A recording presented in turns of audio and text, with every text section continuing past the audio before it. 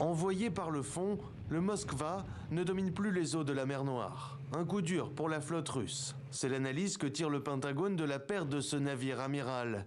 Le bâtiment avait été gravement endommagé dans la nuit de mercredi à jeudi. D'après les Ukrainiens, ce sont leurs missiles de croisière Neptune qui lui avaient infligé d'importants dégâts. Mais Moscou a livré une toute autre version. Le croiseur lance-missiles Moskva de la flotte de la mer Noire a été sérieusement endommagé du fait d'une explosion de munitions causée par un incendie. D'après le Kremlin, le navire endommagé aurait finalement coulé lors de son remorquage, en raison d'une mer agitée. Autour du Moskva se joue autant une guerre navale qu'une guerre de communication. Dès le début de l'invasion russe, c'est ce même bâtiment qui avait intimé aux gardes frontières postés sur l'île des Serpents de se rendre.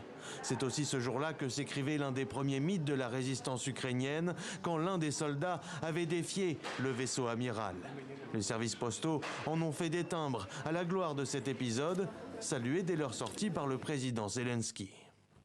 C'est la façon dont l'Ukraine est défendue par notre peuple, tout notre peuple, comme ceux qui ont montré que les navires russes ne peuvent qu'aller par le fond.